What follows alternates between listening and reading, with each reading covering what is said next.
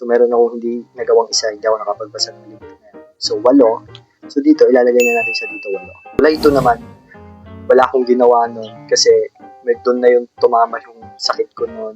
Medyo hindi maganda yung pakiramdam ko. So ang pinaka-best ko na lang dito is bread rot.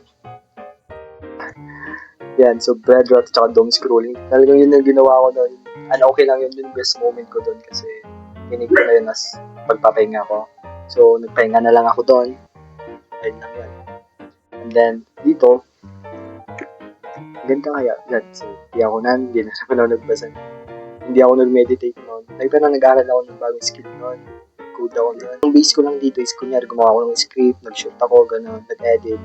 Content creation na yun sa akin. Ito, script, hindi ako nag-script. Naalala ko siya. Matik yung 2. So, yan. So, 5. So, dito, medyo bumaba tayo. Ayan. So, ang ginagawa ko na dyan is kinoconnect the dot ko na siya. Tapos, mamaya, at the end of the day, yan, July 3 ngayon, mamaya ko pa siya susulatan after pagkatapos ng araw ko. So, ayun lang siya. And then, connect ko na yung dot hanggang sa mabuko siyang ganyan sa isang araw.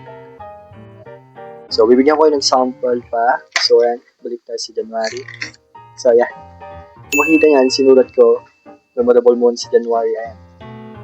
New Year yan, tapos kumain ako nung mga tira ng January, ganyan. Sa February naman, check natin. Birthday ko, naging 12/1 din ako. Sa March, yan, workout, dito naman, temporan, 12/1, test run. Ito pala yun, nag-test run ako ng April.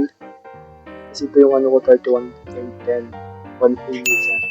Major. Yes. Ang ganda. Ayan. Ayan. So, kung makikita niyo, meron akong rest day dito. Ito yung mga linggo. So, ayan. So, at least yan. Yung 2 lang talaga yung ginagagawa ko dyan. So, ayan. Yung graph. Okay. Dito. May 11 pala. Nakuha ko yung 5 kilometers at 34. 29.30 minutes. Ayan. So, yan yung magandang naidudulot nito sa akin na review ko yung last month. Hindi pala naging shit yung or naging maganda rin naman pala yung araw na yun or ang aking buwan na yun. So, ito pala yun. May 11 ko pala nakuha yun sa 31 na 5 kilometers. So, yan, workout. And then, this is the June. Next day. And then, dito na tayo ngayon sa July. So, yeah. 7 month na yun.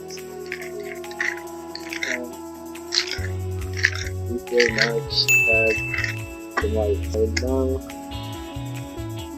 It's my habit tracker.